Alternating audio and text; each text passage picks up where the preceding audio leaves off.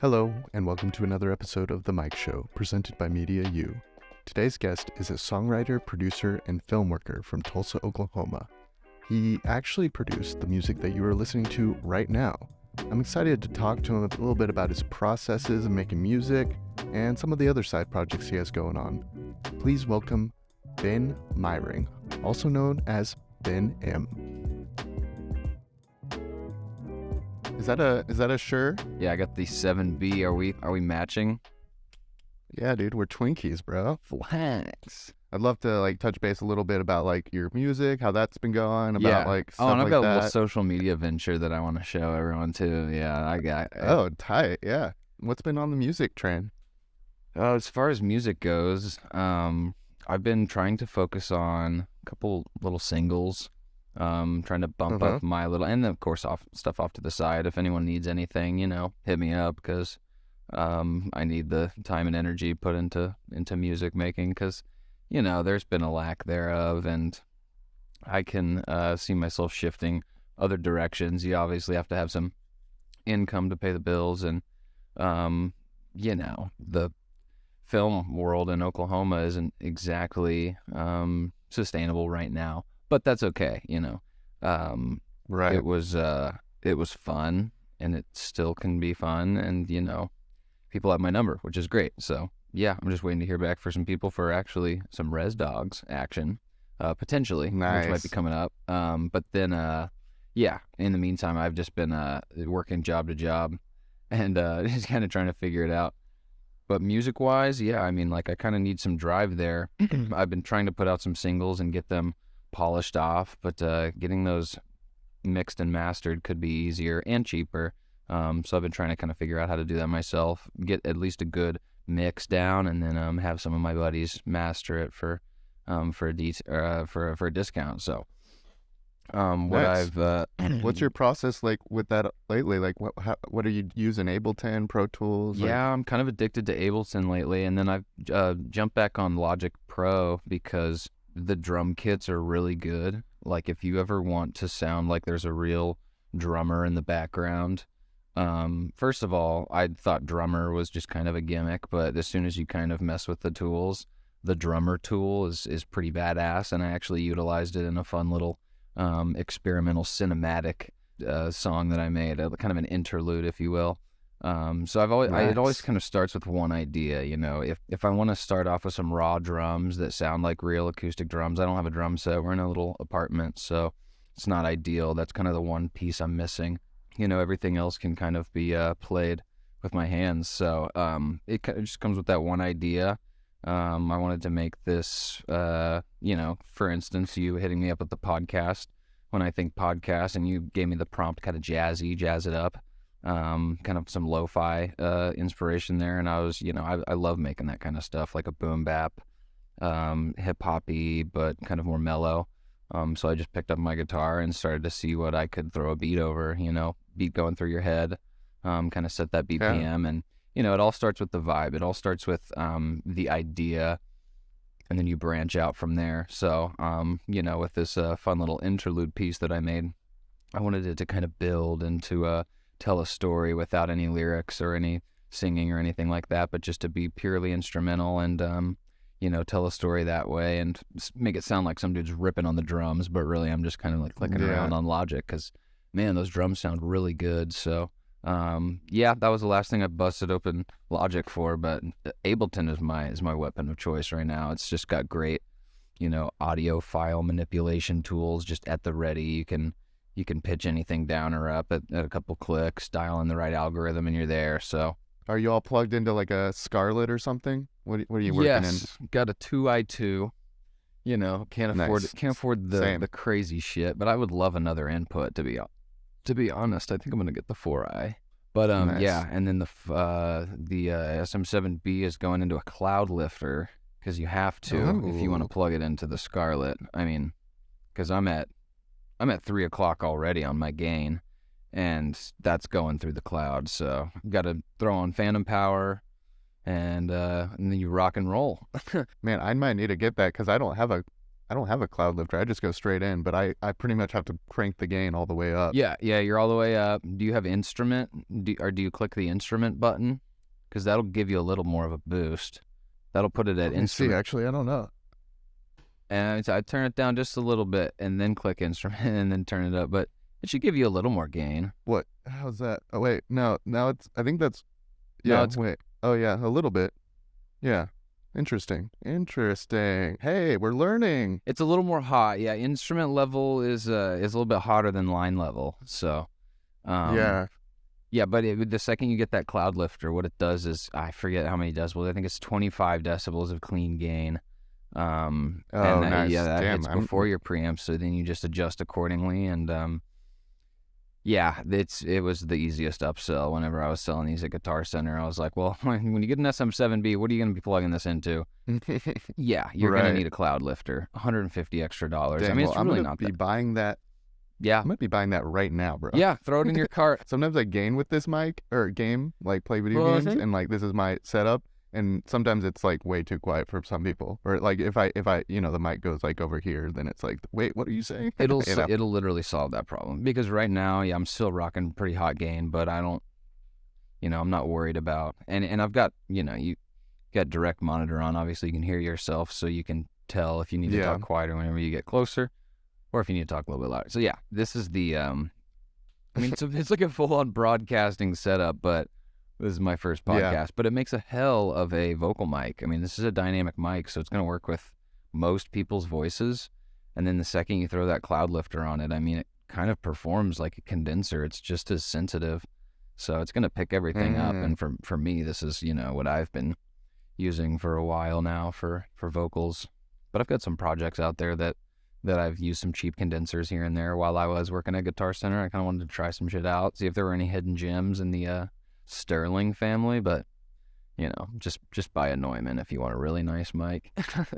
Yeah, I mean, this is what the Michael Jackson recorded Thriller on it, from what I remember. Yeah, the SM7. Then the B the SM7, not the 7B. The B was released, I think, it's like the same mic, but it's just a newer version of it. But the SM7, I think you can find those used for, around the same price in really good condition. They can get up to $1,000 or so.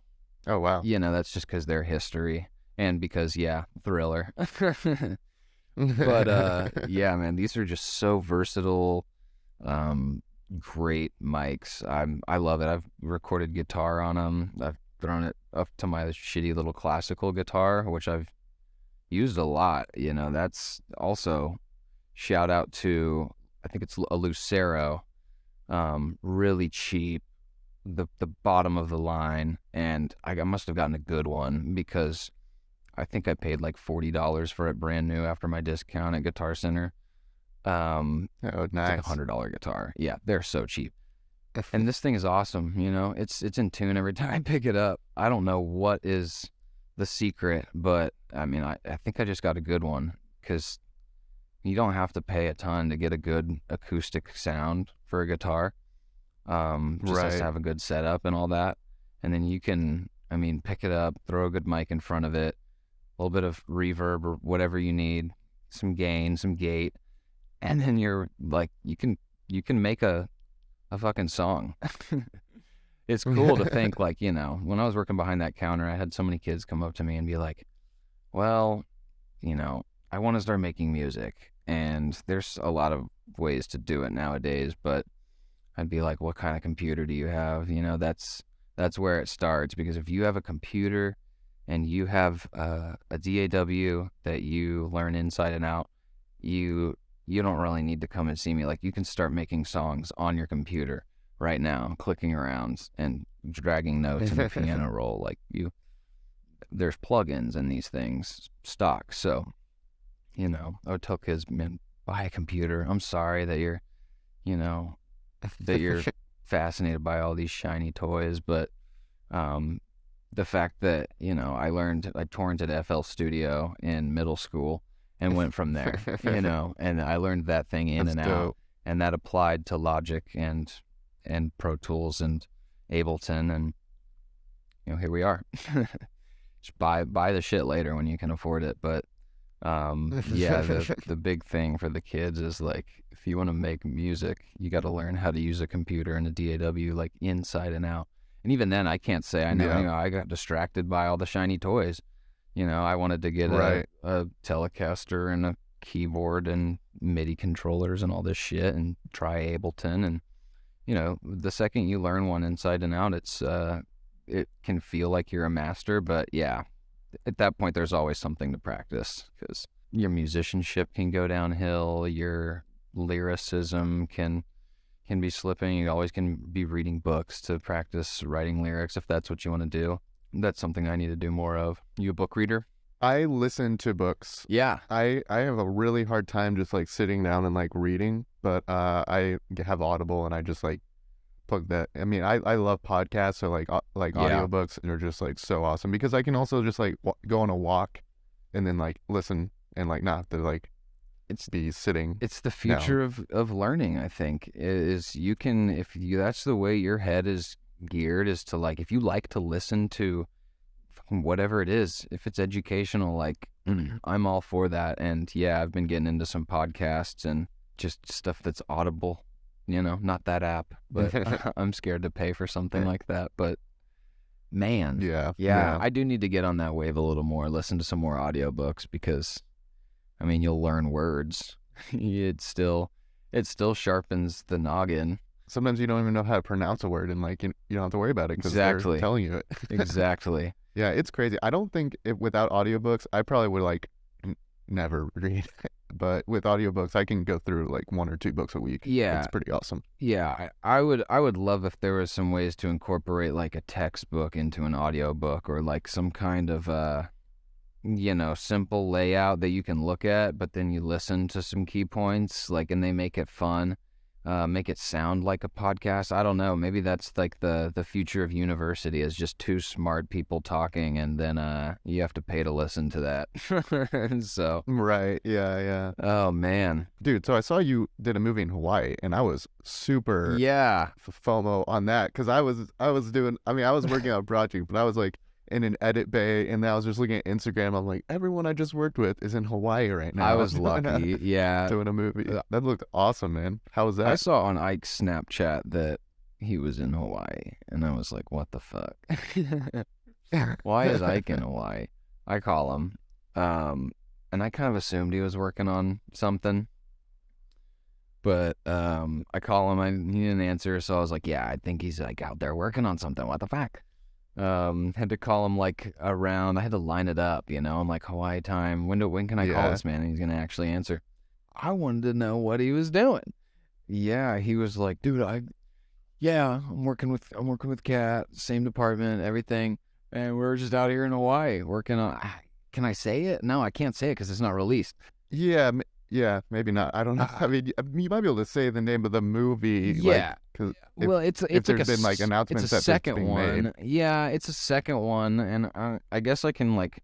Okay. I can give it a quick Google because it is confirmed, but I don't know what the release date is, because it's basically, you know, it's a sequel, and it's supposed to be, I guess, in March. So, okay, are we safe? I mean, I would assume, like, because we can be like, we worked on Killers of the Flower Moon, even though it's not released. Yeah. You know, like we don't have to like censor that. That part's not NDA. I don't think. We can't like be this like, one's gonna this just is what happened behind the scenes. Yeah, this one's just gonna show up on Netflix like soon here. But that editing. Granted, if it's a Disney movie, I wouldn't risk it. No. This is a Netflix original, I think, and you know, it's Happy Madison. It's Murder Mystery 2. There's a second. Oh, nice. Yeah, it was really chill. Yeah. So, but I thought it was gonna be pretty laid back, to be honest. But health and safety was still like just as strict. Like there was plenty of shit to do. So yeah, I mean, it was crazy. Same department, same setup. Got paid a little more and a little higher of a per diem because everything is expensive out there. It's like a little LA. I'm like, damn, this is crazy.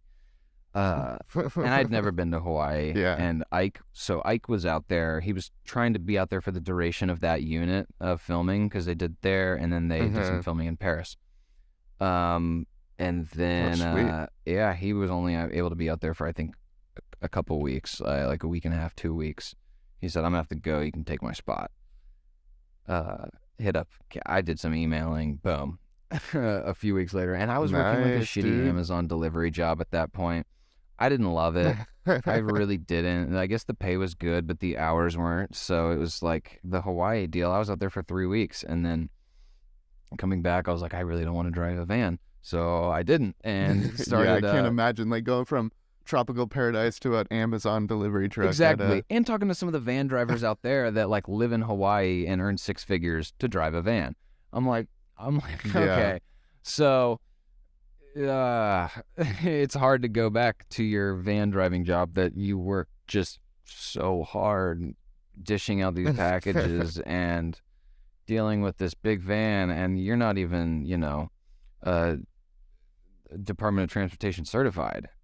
It's like right under 10,000 pounds, these vans for Amazon. So they'll just take anyone that passes a drug test. Don't ask me how I passed that drug test. It just felt like it wasn't worth it going back. So I found a job waiting tables, and I stuck with that for a while because it was a brunch place, in by 6 a.m., out by 2, 3. It was sweet. So I got my evening. Yeah, that sounds great compared to most restaurant jobs. Yeah, and then I got, it was like, it's like the busiest place here in town, in Tulsa. It's called Neighborhood Jam. Oh, I love Neighborhood Jam. They have one in Norman, too. Yeah, it's out of Norman. It's Hal Smith. But there's only one here in Tulsa, so everyone flips shit about this place. So we tried to get in even, and it was like 2-hour wait every time we tried to go in. Dude, same for the one in Norman. Yeah. It's like every time you go. Every time. And it stays like busy. A wait. So I was waiting over there for a while, and it's very strict. It's like really strict. You know me with my fucking vape. I'm like addicted to nicotine as shit. And so are pretty much the majority of servers. And they're all back there by the ice machine, hitting the vape. There's only one little place you can hide other than the bathroom. So, I'm back there hitting my vape like a little delinquent all the time. But I've become a really good waiter, actually. I learned how to wait tables. I was there for about 7 and 8 months. And, they fired my ass because they caught me vaping too many times. So no more NJ. I was just like, you don't make a ton either waiting tables. It was all right, but you don't really make a ton. And what was cool is there's so many people coming in and out of there that I got to bump into people on Killers of the Flower Moon. Caleb came in there, one of the oh, nice. Yeah, one of the BGPAs, and he's out there in Chicago doing his masters. I'm like, okay, so he's not doing film stuff, but I got his number and everything. But just on a whim, you just see these faces that you've worked with come into the busiest restaurant in Tulsa, and then some of the art department was there and got their info, and that led to me being an additional on reservation dogs for set decoration, which was crazy. So I actually got awesome. I actually got to get a little bit of an in on some stuff that's not health and safety. I was like, woo! It was a blast. The pay is insane in the art department. That's what I learned. I was like, okay, this is the Hollywood money, man. 3 days of it was just a little bit of a taste, but I was like, oh my God. Everyone's got my number, hopefully, for season 3. I'm just waiting to hear back. And then, I just got a job selling cars lately. Sales can be a little tough. Sales can be brutal. And I was like, I'm going to want to have something to fall back on. I don't want to go back to college and, pursue a little degree that I was going for in the first place. I'm just going to try to be a self-made professional. So, yeah, man. I mean, shit, it's actually an insanely good setup that I got into with this car dealership. They're some regulars over at Neighborhood Jam, the owners of the lot. And it's Midtown Kia. Shout out Midtown Kia. I'm going to be selling Kias for a while, learning how to do that. Midtown Kia, go buy a Kia. For money. They're the guys that are like really serious about it are like, you can make so much money here. This is a really good setup, and it's a great group of guys that are selling these cars, and a couple girls.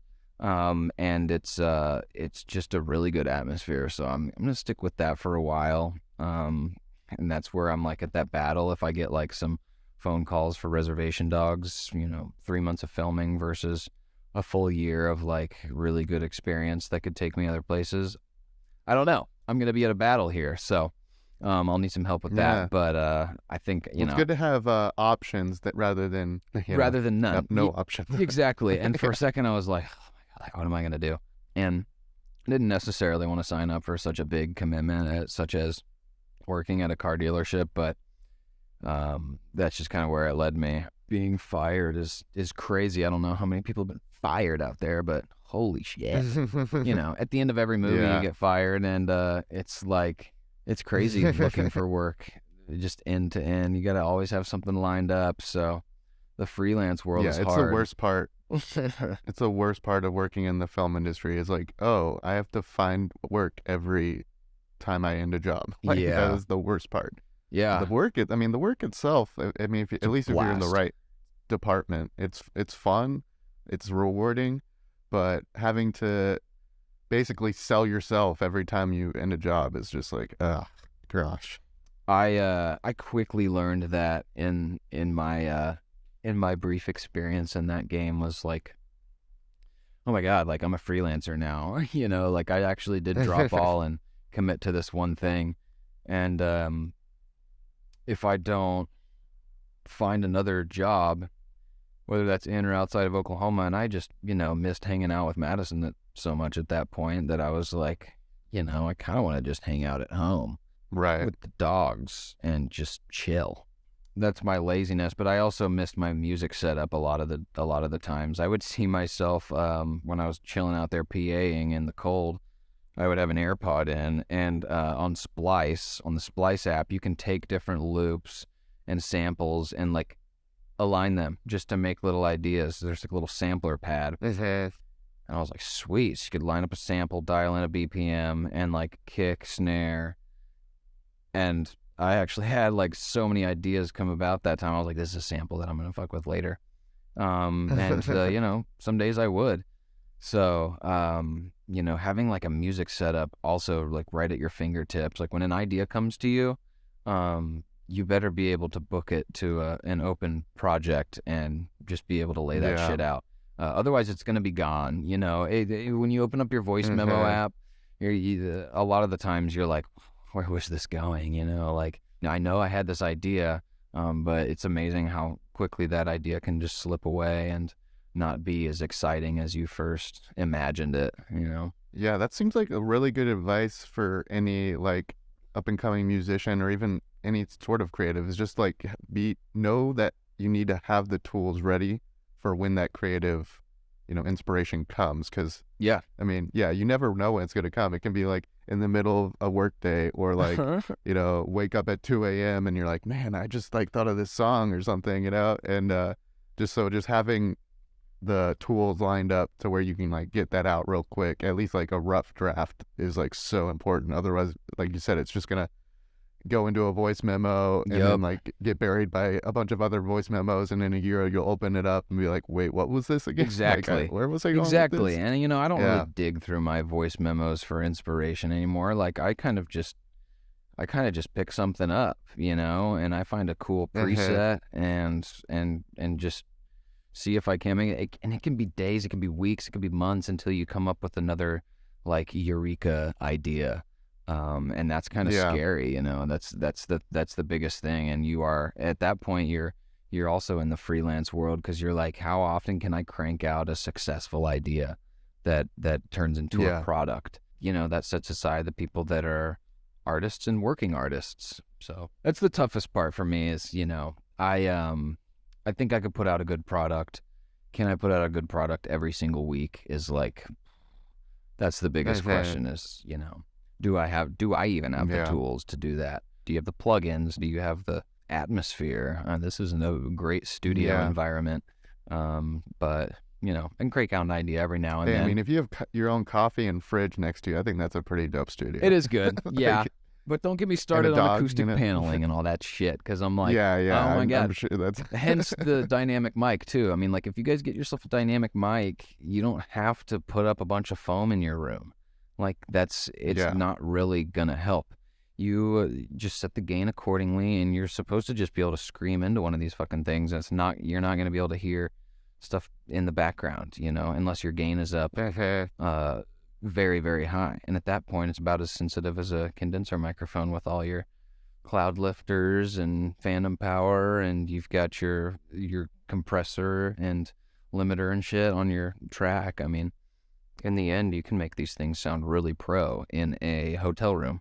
So Yeah, going back a little bit to what you were saying earlier about like, you can put out a good product, but like keeping that consistency is super.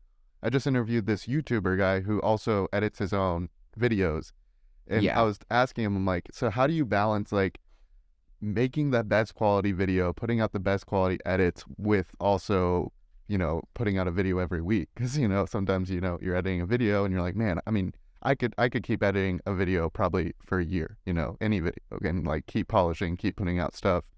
And at least for him, being in the YouTube world, he was like, consistency, at least when you're first starting out, is more important. yeah, And then once you, get to the point where you're at least like making money, you can maybe hire an extra editor or something absolutely. like that. But yeah, it's such a tough creative balance, because it's like, I mean, I imagine with music, you're like, oh, I could put this song out, but I could also, like Oh yeah, do just like maybe a little bit more. yeah. It's your baby at that Add point. something. You want it to be polished off and perfect by the time you put it out, and those can be the things that matter, that get you more listeners, and that actually push you over the edge of being an at-home amateur musician. You can get signed if you start to develop a fan base now, and it's and that can be through any platform. That could be through fucking TikTok, and then you're like, okay, I want to be a famous musician now. Like if one of these platforms blows up, music-wise, like that can be your in. So,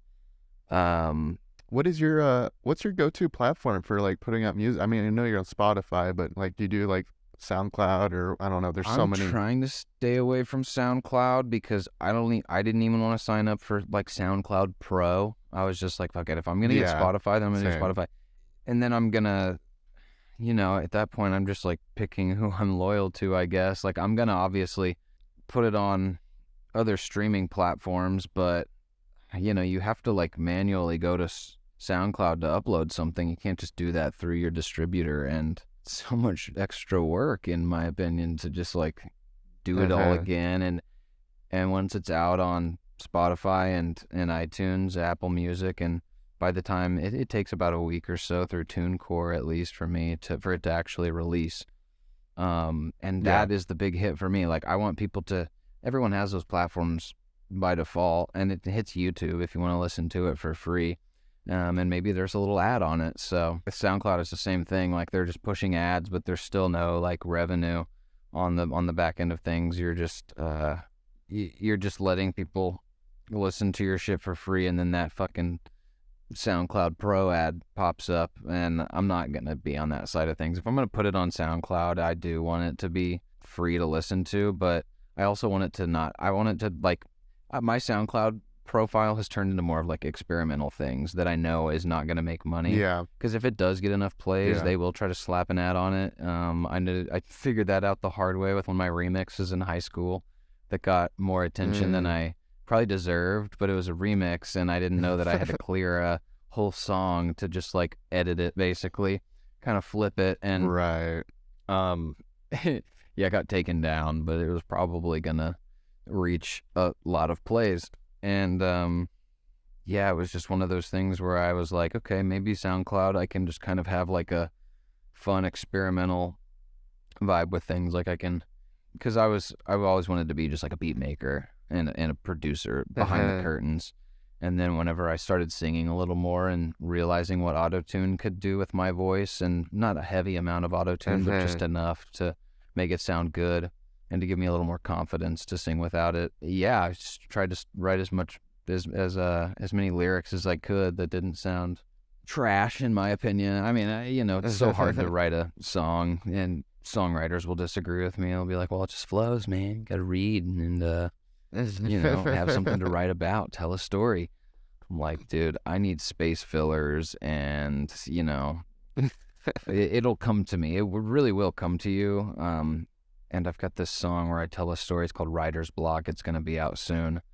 And that's going to be one of my better songs. It does tell a little more of a story, and it's got some character to it. So I'm learning with the full songwriting process, but man, just cranking out some instrumentals has always been my in my comfort zone, and if it sounds really good, I'll put it up on SoundCloud. And then I've been dabbling with TikTok, getting distracted in some ways. We can dive into that in the sec, but I do have a TikTok for music. It's gotten some attention. I started doing some covers on that. I heard somebody do a Billie Eilish cover, and I was like, "Oh, I really like the vibe that has." So I kind of took that style and made a little backing track, and I was just kind of thinking, digging around, like what kind of cover I could make from it. I lined up the lyrics of "Only Exception" by Paramore, and it actually really worked out. It was a really cool idea in my opinion. So I just like uploaded that whole idea on TikTok, made a little TikTok out of it, just me singing into the microphone. And yeah, it turned out really well. I wanted to do a few more covers. I think I've only done 4. Yeah, prod.benm for the old TikTok if you want to go check out those covers. Nice. And that was that's been a fun one. I'm trying to upload more TikToks, because that seems to be actually where I'm having a lot of fun too, is like you'll have this idea and you're like, dude, I don't have to write any lyrics. I can just, have some fun, and it's not like I'm going to get sued for this. It's just TikTok. Yeah. So you don't have to worry about like copyright and stuff, because you're not like monetizing those videos. You're just kind of building a community. I'm not like I don't think, and even when people are making money off of TikTok, I think they've kind of exposed that they're not really even making that much from like their creator tools and the creator AdSense, whatever it turns into now off of social media. Yeah, I watched a couple of YouTube videos that they were like, yeah, in the end, this is how much you make off of a 10 million viewed video. I'm like, okay. It's really interesting. TikTok I went through it with one of my guests earlier, because he's kind of like, he's got like 150K on TikTok That's followers. awesome. So he's starting to make money, and like, yeah, the TikTok monetization is really complicated and interesting, and it's a whole new world. I mean, I feel kind of like a boomer sometimes just like going in there, because I'm like, wait, what's going on here? I made a TikTok account probably like 6 months ago, so it's like okay, a whole wild world in there. Real quick, I wanted to ask you about something that you touch on. So for monetization for music, what is the difference between like Spotify and iTunes for like how much they take versus the artist? I don't know the exact difference. I know that it's like a little bit per play, but it does fluctuate. They take the lion's share. Yeah. Right. And it's funny that that the cost fluctuates though, because I think like YouTube might even pay a little bit more if they listen to it on YouTube, especially because if you opted in for there to be an ad on that, then great. I think YouTube has the highest payout, but I would have to refer to my little TuneCore chart. TuneCore changed it to where you can pay like $10 a month now and release unlimitedly, rather than paying like $60 a year per album and $10 a year per single. So it can rack up, and I learned that the hard way too. I was like, man. So rather than just switching to DistroKid, which is what everyone uses and is cheaper and does the same thing, I was loyal to the old TuneCore, and I was like, let me just do this $10 a month thing, and it just gives me a lot more options. It's actually pretty cool. Maybe it might be a little bit more than $10 a month, but so what you have to do is you actually have to do some paperwork, and I think it's just you have to do some tax stuff, because at that point you're still making income, and just in case it reaches that IRS red flag limit, then you have to have that all set up, and you can do it through Payoneer. You have to link some other credentials up with that, but once that's all set up, you can hook up your PayPal. And I like gave it an old test run. I was like, okay, well, I got $25 sitting in this account.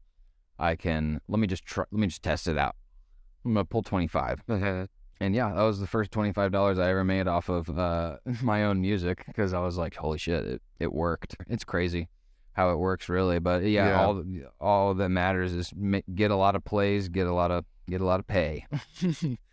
No, I have musician friends on Facebook. They're like, would anyone mind like playing this song on Spotify on loop while they sleep for me? Like because they're just it's hilarious. It's a struggle, man. I mean, I think it's slightly better for some people than like the old school record album or like a record label days, because like the record labels were taking like such a huge amount, and like now people have a little more control, but at the same time, like Spotify, iTunes, all these people are taking the lion's share. It's interesting you said that about YouTube, because I actually never thought about that could be the best way for a musician to actually like monetize their music. Yep. Because I have YouTube Premium, so I don't watch the ads, and like I listen to, you know, music a lot on YouTube actually. Yeah, and it actually, you know, it's becoming like another good platform for listening to music. Because boom, you just said it. You have YouTube Premium, and they're making their cut. YouTube's gonna make their cut. They're gonna ditch the ads, but I think they're gonna pay the artists the same amount. So, I mean, you know, don't take my word on that, but from what I've seen, it's you know, I don't think TuneCore cares who has YouTube Premium or not. So, that's interesting. Right. Yeah, because YouTube, I mean, regardless, Spotify and Apple Music, it's all subscription based. Like they're making so much per month. And to think that they're making like what, at the very least, well, probably like 100 million a month just off of let's see how many users Spotify has. Total. And how much is it? So 456 million monthly active users. Okay, but that can't be premium, right? So that's like premium users. Yeah. 195 million premium. So you add a zero to that for their monthly, because it's like $10 a month. So they make 1.9 billion a month. Yeah. And that's not even counting other revenue, because they also make revenue through other ways too. Like they get like sponsor deals, and I mean, that's insane. 1.9 billion a month. So 24 billion a year. Yeah. Just on Spotify Premium. Just that's off insane. of their subscriptions, man. And like, and they have ads, you know, think about that other 200 million that are getting ads, and people are paying them for ad spaces. And it's like, they're making so much. I don't really know why they would even take a cut per stream. Yeah. So that's pretty crazy. You know, those execs like money. Yeah. I mean, you know, there's only one way to make a company grow, but it's just like, holy shit! It's crazy how subscription based has pretty much changed how a company can work. For the user and I'm sure for the employer. I mean, that's just nuts that you can go from, you know, not really having any money to making $2 billion a month. Just insane. $2 billion in one branch. Just imagine loading up your bank account and seeing that fucking number. That's insane. Yeah, that'd be nuts. That's the goal though, you know, like, oh my gosh. Work hard, play hard. Yeah, now I can see why they can afford to pay Joe Rogan $300 million. That's like nothing to them, actually. It's crazy. It's like pennies. Yeah. It's their month. It's just nothing compared to what they make a month. Holy shit. Good job, Spotify. Y'all really did it. You got me. Because, I mean, I've got Apple Music too, just because... Actually, the reason I have Apple Music, the real reason I have it, is because when I get into my Volkswagen, it randomly will start, not all the time, but sometimes. And that's why I got it, because sometimes I get pissed off when I start up my car. It will play the same, like, 2 songs that I bought for an alarm clock or whatever that saved into my Apple Music, my iTunes library. So I was like, okay, well, if I want different songs to play when I get into my car and not have to open Spotify and be like, this sporadic music listener. Like, because the reason I got something that's got Bluetooth audio too is so I can get in my car and music starts playing, and I don't really have to dick with it until I've got like a nice straight road. But yeah, when it can be like 2, so you're like, damn, I just listened to the same 2 songs all the way to my destination, and I didn't kind of even realize it, and I didn't enjoy it. Right. Then it'll make you do a stupid fucking thing like have both subscription services. But I've got more music to listen to sometimes, and then I'll realize that that's my Apple Music playing, and I'm jumping over to Spotify because it's superior in my opinion. I mean, it really, the curated playlists. People love that like end year review where they see their like 12 songs that I they listen fucking to. love that shit. I love it. I love it. What were some of your year-end songs? So my top artist was Saba, a really good rapper. Saba. Okay, I'm not even familiar. Yeah, like my biggest genre was, I guess, underground rap.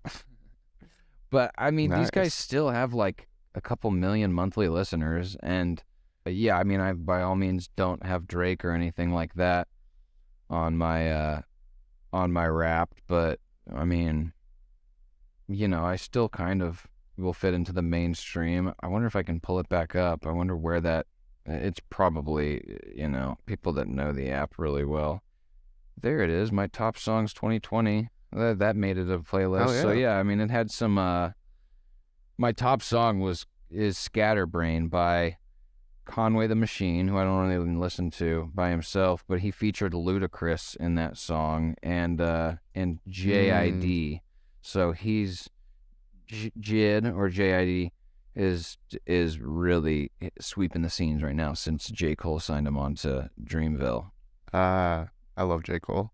Yeah, J. Cole is the shit. I mean, like out of all of the like very mainstream rappers, I think he's the most authentic because he's just a good rapper. Yeah. Like, he's a really, really good rapper, and he might go off the beaten path sometimes, but I mean, yeah, some of his songs are like a little poppy. Yeah, but yeah, but I mean, his lyrics are great. He's a good guy. He's a really good listen. Great guy. I know him. I met him. He's a great guy. I know him. We're best friends. Hell, did you listen to Kid Cudi's new album?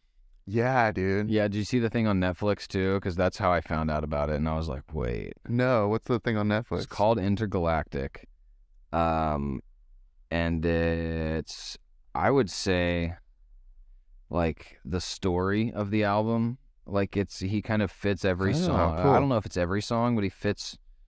From what I heard, pretty much every song into the movie as like this snippet, kind of gives it some visualization, but it's an animated story. It's so good. It's really good.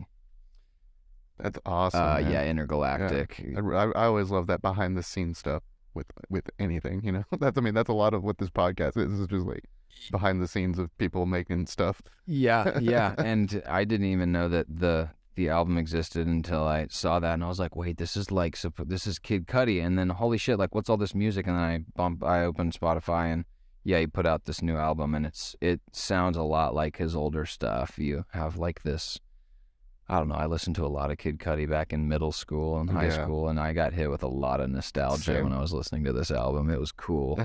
So shout out. Like when Pursuit of Happiness came out, it was just like, wow. Yeah, dude, everyone loves that song. It's so, it's ahead of its time, too, and that's why I, like, give him so much respect for almost, like, paying homage to his older stuff and with this style on his new album. Because I didn't really hear it in Man on the Moon Part 3, but with this, it's like, you can tell that he's already paying tribute to a forward-moving style, like something that sounds awesome when he puts it out now, and that sounded awesome almost 20 years ago. So it's like he's got this style that will probably never die, just because it's feel good. It's just got this feel good thing, and the production behind it's very, very applaudable. Yeah, Kid Cudi nailed it on that one, and then Earth Gang will always be, they're up and coming. They're another Dreamville sign on, and they're just so good. And then Smino's been putting out some new stuff. I'm a big Smino fan. It's been getting different. I don't know Smino. Smino's awesome. Yeah, you might be hearing more of him. I don't know if he wants to pop off like too much. It seems like it. He's got this. He's definitely not going mainstream style in rap. He's still keeping it how he wants to listen to it. Like I said, a lot of these good musicians that do kind of fall into underground, they're just making music that they want to listen to, that they like, or they're getting paid a lot to get featured on some weird shit. But if it doesn't really necessarily appeal to the listener, you have to know that it did to the artist. Otherwise, they wouldn't put it out. Yeah, yeah. And Yeah, I mean, that's an interesting balance, is like putting out stuff that you like versus putting out stuff that you think people want, you know? yeah, It's like, ugh. yeah, I you mean, have, and I think in general it's better to lean towards the first part, because if you're just making stuff for other people, you can look back and be like, man, I don't like what I put out, like, exactly. and And that's you've got this portfolio and you have this expectation to put out more of that, even if it didn't land. Like if people like it but you don't, then you're not gonna like making music. But if you like it and some people do, then you know you're gonna keep people happy. Doesn't matter how many.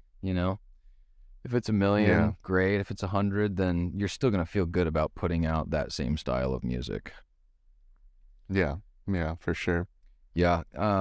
Yeah. And I'm trying to get back with working with one of my rapper buddies, Bones Flow, on that's his stage name, but I call him Curtis. That's his fucking government name. And yeah, he's a really talented dude. He's got really good lyrics. He had put just this really good flair on this project that we did together. So like we made this duo called the Park Bench Project when we were in college together, and the song that is doing the best is called That's Right. And the other day I was actually just checking out, I think it was a couple months ago really, to be fair, but I was looking at our monthly listeners and it went up to 300, and I had never seen it that high. I was like, dude, wait, let's link and let's start jamming, because he's still out in Oklahoma City, I'm up in Tulsa. But in the end, if I could fill a room with 300 people, like that would be a fucking party, and it would grow and Oh people would yeah. talk. So I think we should start, get the wheels turning, put out a couple more singles. And I don't want to, I want to put out more songs at a time, but I also want to kind of be put on the map, and people don't have the attention span to listen to a whole album. They might pick and choose some and come Yeah. back and listen to it on their playlist, but all in all, if you put your energy into one song and one really nice product, then you have more of a chance of more people listening to that, putting their time and energy into listening to the whole thing. So, Yeah. Yeah, it makes me think, like Mr. Beast always says, like, it's so much easier to go viral with one good video than 10, like, 10 mediocre average videos. Yeah. Yeah.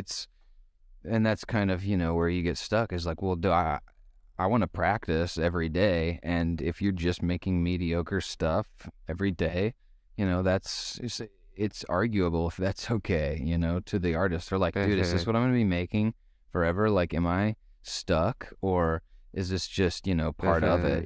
This is practicing and all, but I just don't see the result coming soon. I don't feel any final product really happening, and it'll come. For the people that are naturals at it, that it just tends to come a little bit faster, and they can make an idea sound a lot more polished a lot quicker. There's a lot of moving parts in making a song, and then keeping it simple can also be a good thing. So music technology has also come a long way.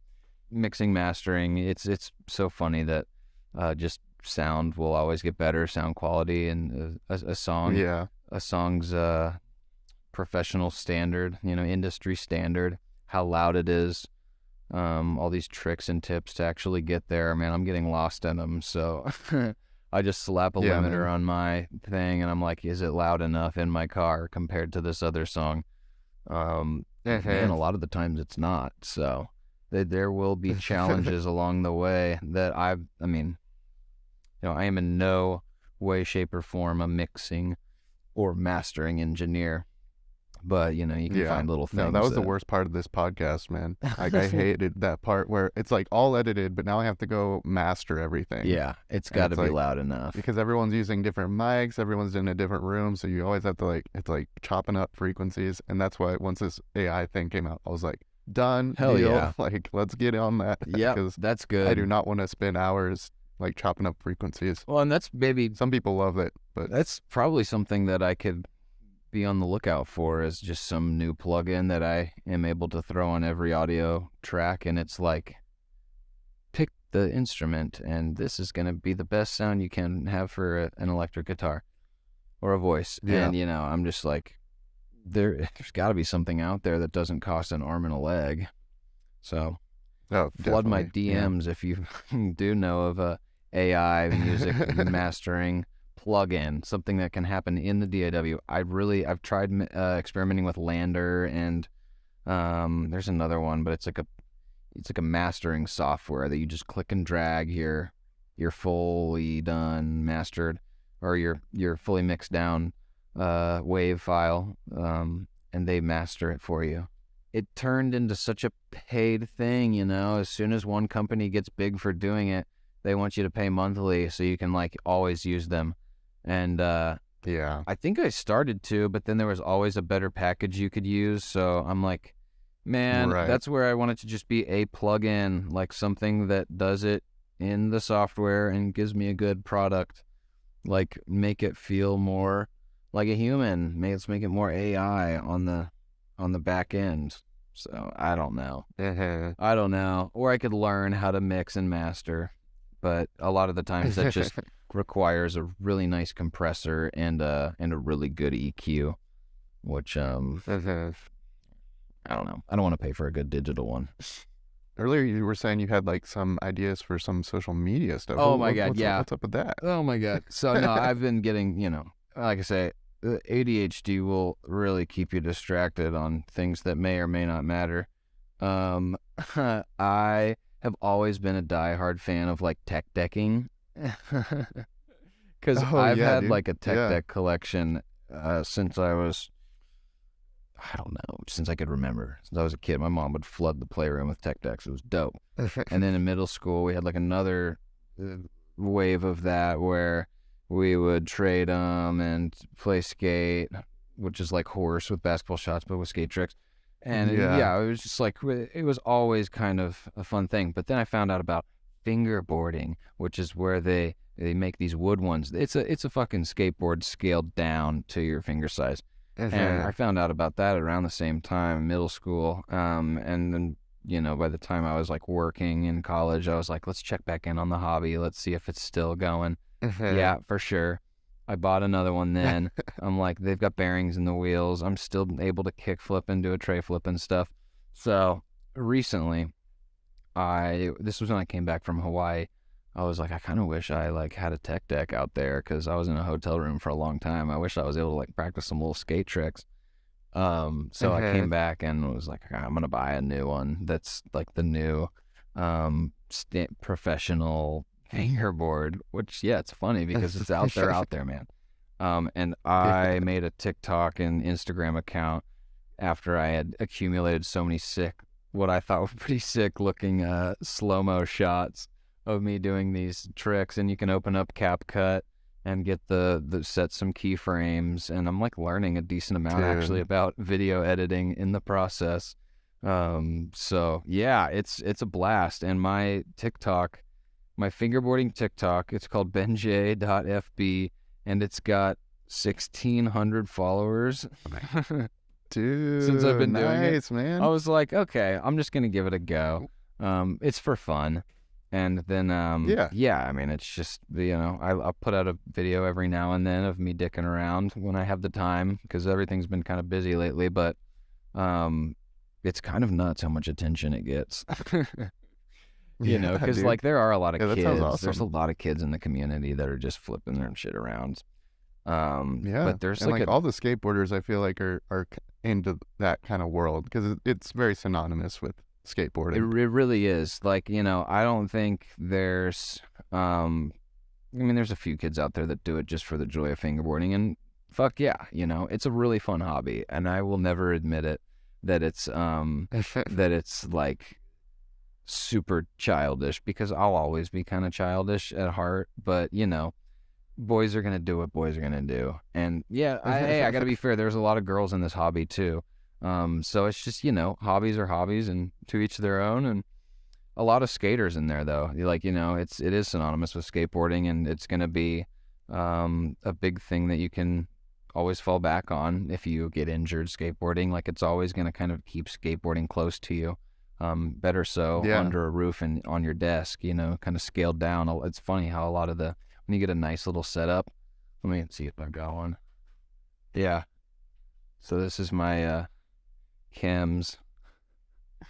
And yeah, it's like the trucks are really responsive. Like it feels like a real skateboard when it's tuned down, and the physics can apply. You can like put your fingers in certain spaces to make the board flip a certain way, and that actually can translate to real skateboarding. So it's Dude, really that's funny awesome. how like you can get into this Zen mode and feels like you actually had a little skate session, but just chilling. And that was only 30 minutes, So, but yeah, you can set up a camera, bump up in the slow-mo video mode on the camera roll, and it's just, I have a blast. I have a blast doing it, to be honest. Pisses Madison off. Dude, but...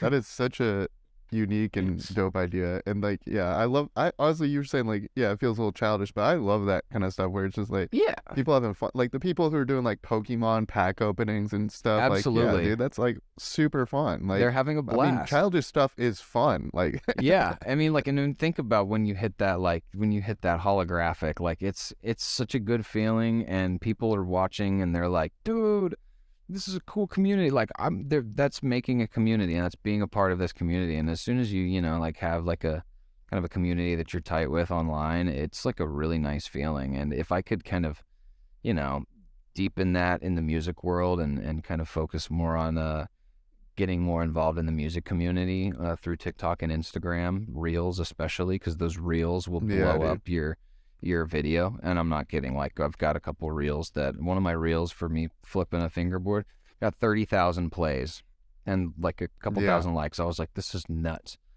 Because it just reached a certain audience because of some hashtags. And I was like, if I could get this to hit with music, I think it would expedite the path to a few more monthly listeners. I think it can. Yeah, dude. It can I be could the totally difference. see like a whole music video, like just like a whole tech type style music video. Oh my god! Like maybe even like a one shot type thing, like where it's just like the whole thing, like finger dancing too. Like the fingers are the characters. Maybe I'm gonna and like do you it. do certain flips on certain beats or something. Shit, the set like, decoration that would could be easy. really We tight. could make models out of we could use a dollhouse and fucking. Wow, I didn't even think about that. We could make a miniature set and Yeah, man. Wow. Okay, I think cool. that would be super lit. And I know I'll make Ike watch this because because Ike's been we put out a music video, just I saw it. Yeah. and it was man, that was some work, and just to think if we put a few more hours and given maybe a few more days and a little bit more money into this thing, like we could make a legit video just because we've got a good camera. And that's kind of cool learning that if you get a good camera, you have a good idea, you can make a story, which is really cool. So we're I mean, even just like I've seen music videos shot on iPhones, and those things are like sometimes pretty dope. Yeah, editing is another thing, but I mean, I leave all that up to Ike and Jesse, his roommate at the time, and they're great, So I'm gonna try to make some more music videos with them. Got some stuff lined up, but I don't want to give it too many spoilers because I also don't want to give any expectations because I will do it at a pace. But if you need work in the music world, please let me know. I'll do my best. Well, dude, honestly, I'm planning on kind of doing almost like a season 2 type thing once I do 10 episodes. Kind of like revamp all the graphics, maybe even do a new intro song or something. Hell yeah. I'll hit you up for sure. Yeah, man. Like maybe even it's just the same intro song, but like a little remix or something. Yeah. I don't know. Yeah, we'll see where it goes. Can do different themes and whatnot, and yeah. Oh, that's sick. Yeah, because I'm thinking also I might try to actually get a studio out here in LA, like a podcast studio, so I can do some in-person interviews. Because this is I love the digital thing because I interview people from like Canada. Yeah, you're in Oklahoma. Where you can really Michigan, get a hold of. To be honest, that's like I can get a hold of anyone, and it's so much easier to get someone to commit if I'm like, dude, you can do it from your room and just hook up a mic to your computer. But at the same time, I do think there is something to like physically being in front of someone and like looking at them like in a conversation. Yeah, that and it kind is of I mean, cool. shit, it's just a little more, it's a little more professional. It shows that that it is Yeah. worthy of getting a little more of an audience, because it's a little more showtimey, and then yeah, I think it would Yeah. look really awesome. I think all in person podcasts look really cool. They just look. I mean, you're gearing. It's like a modern. Oh my God.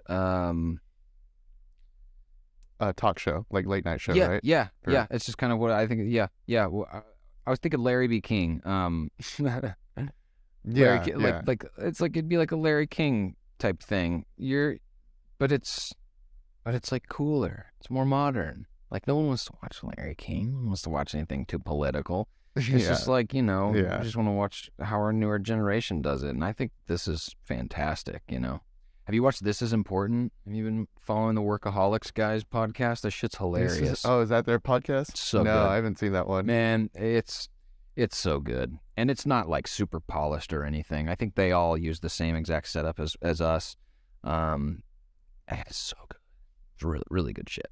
Yeah, and dude. it's I mean, I hilarious. love the world of podcasting. I mean, I've been producing podcasts for a few years now, and now that I'm actually doing my own, it's like super cool. And it's like, It's awesome. I'm not gonna say it's easy, but at the same time, like, it is a little easier to just like keep consistency and like than like doing like movies or I mean, I imagine even music, because it is like once you get in, like it just flows. Like we Yeah. haven't had like a moment where we're like, what are we gonna talk about? Like it's like just kind of Yeah. like it's kind of like jazz. You just like each of us pick up an instrument. We just kind of riff for an hour Absolutely. and a half. And I just love it. Yeah, it's cool how you can like, turn just having cool conversations into a full-time job.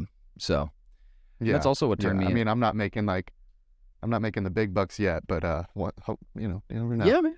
I'll help you get there. You just let me know what you need, and yeah, I need a million subs on YouTube. That's what I need. I got you, bro. I know a guy.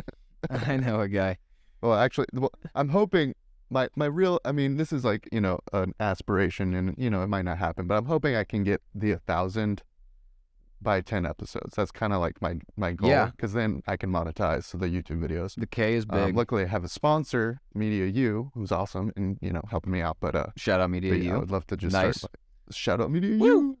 But yeah, it would be great to just like kind of be able to get a little bit of monetization coming in from YouTube, because I would feel like I can put a little more into it too. Yeah. Because like that's part of the reason I don't have like a physical space. Is I'm like, I'm not gonna start dishing out lots of money to Go broke. to do Over. this. I want to start simple. Over the venture. No, I mean, yeah, that's all. Yeah. Hey, also to all the musicians that dropped everything and just did it, really good for you, because it's so fucking hard to do that. It's so hard to put all of your money towards those extra things: mixing, mastering, promotion, marketing, merchandising, like even just putting yourself out there. Yeah. Like even regardless of the money and time, just putting yourself out there and like having the confidence to be like, I'm doing this and I want to do this. It's like it's such a bold first step, It's like anyone trying to make YouTube videos, anyone trying to make music, podcasts, like anything. It's just like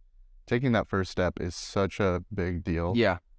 And people don't even realize it. Like even if they're getting like 10 views on a video or like 5 views on a song, it's like that is still better than nothing. It is, better, and if better to do something. If it looks pro and it gets views, then that's a plus. The money will come later. But, I think just like working on developing a nice finished, polished product that you're proud of is like, yeah, I mean, if you can get there, then that's the first step, and hats off, I think the next step is like either going broke, investing into that, or, just taking it step by step and building that fame and that clout as you go and get better. So I didn't know you produced podcasts. That's sick. So you're gonna have a little bit of an advantage here.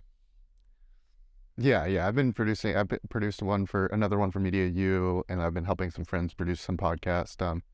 And so that's what I really like, is like I've gotten a workflow for this where it's like, okay, booking the guests, recording, editing, publishing, like it's a workflow that I've kind of established.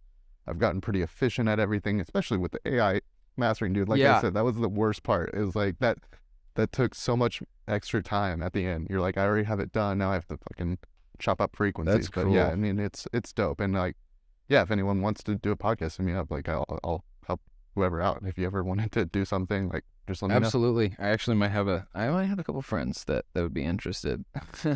Seriously. Yeah. Yeah. Like there's this girl in the UK that I think would make a hell of a host if she can hang. She's got the setup for it. Yeah. But Well, and I think podcasting is another one of those things that it doesn't take a lot of initial investment. Yeah. You know, versus like a movie or, you know, stuff like that. It's like, even if you're just doing it on your iPhone, like you can make a podcast with whatever resources you have. yeah. And Well, if that's what you want to do. I noticed that you know? this was I noticed that this was like really professionally set up, and of course a lot of it goes into the editing, like you said, in the back end. But I mean, you know, off the bat, this has just been like, this already feels like the podcast. So this is like, this is yeah. Also, shout out to Riverside FM. This is not bad. Yeah, Riverside's dope. Once I found out about this, Yeah. like it really changed the game for virtual, like, because, you know, you could use Discord, but it's going to be a little compressed. You could use Zoom and it's going to be super compressed. Yeah. But this is just like, it's the way to, I don't know any other software that does what Riverside does, and it's really cool. Yeah. And I noticed that And it's you know, not very expensive. It's a monthly thing. It's like $10 to $20. I noticed that, but it's still like, if Riverside FM blows up and becomes the next Zoom, then that number is hopefully that won't go up. But you know, that's probably where Zoom falls into line, because like everyone is using Zoom, and now I'm sure Zoom costs some sort of money if you want to have like the best video, if you want to use that for something real. You have to have Zoom Premium to do anything longer than 45 minutes, which is crazy. Yeah, that's where they get you. Oh, that's awesome. Yeah. Well, class is only 45 minutes today. Yeah, the thing is, with Riverside too, it's like, it is a monthly thing, but you could like record 20 episodes in 2 months and just pay for 2 months, and then, you know, pause your subscription for a while and that's awesome. start dishing those out if you're really trying to save money. Yeah, there's just so many ways to put out content. Like, so many people, I feel like, you know, especially coming from the movie industry, you just feel like you need the best of the best to make something. No you know, shit. You feel like you need an RE or a red camera to make something, and that's just not the case anymore. It's if you have the passion or the motivation to do something, you can make it happen for sure. Absolutely. Well, man, yeah, it's been a pleasure. This has been sick. Dude. You wanna? I know you plugged a little bit earlier, but you wanna plug all your stuff? You know, plug your music and your tactics. Stuff, dude. Yeah. Okay. So it's BenM for all music stuff related.